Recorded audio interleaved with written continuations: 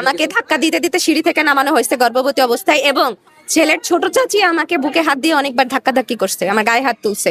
আমার স্বীকৃতি চাই, আমার বাচ্চা, আমার সন্তান, আমার পরিচয় চাই। বাবার নাম আমিনুল ইসলাম নাসির, বাসা number Mirpur 6 top block, road number 4। ওনাদের বাসা নাম্বার নাই, ওই যে সামনের ফুটেজটা আপনারা দেখতে পারেন। আমি জানি না ওনার বাবা এখন কি কাজ করে, ওনাদের নিজেদের এই বাড়িটা। আমাকে ধাক্কা দিতে দিতে সিঁড়ি থেকে নামানো হয়েছে গর্ভবতী অবস্থায়, এবং ছেলের ছোট চাচি আমাকে বুকে হাত দিয়ে অনেকবার ধাক্কাধাক্কি করছে, আমার গায়ে হাত তুলছে, পুলিশের সামনে করছে। আচ্ছা, মেয়েটাকেও ধাক্কা দিতে দিতে সিঁড়ি থেকে নামাইছে। আমার কাছে কাবিননামা ছাড়া আমাদের বৈবাহিক সমস্ত প্রমাণ আমার কাছে আছে। তার মেসেজ ছাড়া আপনি কিভাবে বিয়ে করছেন? হুজুরের কাছে শরীয়ত মোতাবেক ছিল গত বছরের সেপ্টেম্বরের শেষ থেকে। অক্টোবরে ওদের বাসায় আমাকে নিয়ে আসছে, ওর বাবা মামাকে দেখছে, দেখার পরে বলছিল যে আমার যেহেতু বাচ্চা আছে তারা মানবে না, কিন্তু আমাদের মধ্যে তারপরও সম্পর্ক কন্টিনিউ ছিল, যেটা এই বছরের মার্চ মাসে সে বিয়েতে রূপ নিছে, এবং তার ইচ্ছা ছিল যে সে তার বাবা মাকে এখন জানাবে না। জি, ডিভোর্সি। তারপর সেটা বিয়ে পর্যন্ত মার্চ মাসের 9 তারিখে গেছে। না, আমার কাছে কাবিননামা নাই। আমার কাছে এটা শরীয়ত মোতাবেক ধর্মীয় ভাবে বিয়ে হয়েছিল, জন্য কাবিননামা করি নাই আমরা। আমি 4600 টাকা দেনমোহরে বিয়ে করছি, ওনাকে ভালোবেসে, বিশ্বাসের উপর।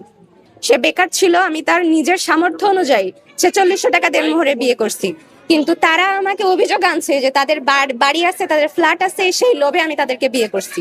যদি আমি তাদের ছেলেকে টাকার লোভে ফাঁসাতাম, তাহলে আমি 4600 টাকা দেনমোহরে বিয়ে করতাম না, বা আমি কাবিননামা করে পাকাপোক্ত প্রমাণ নিয়ে বিয়ে করতাম।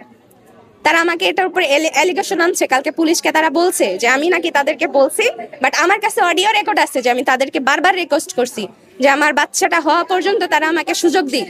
আমি টাকা চাই না, আমি সংসার চাই। তারা আমাকে সেই সুযোগ দেয়নি। আমি তাদের কাছে বহুবার রিকোয়েস্ট করছি, তারা কালকে আমাকে ধাক্কাইতে ধাক্কাইতে নিচে নামছে বিদায় আমি 999-এ ফোন দিয়ে পুলিশ ডাকছি, তারপর এখানে অনশনে বসছি।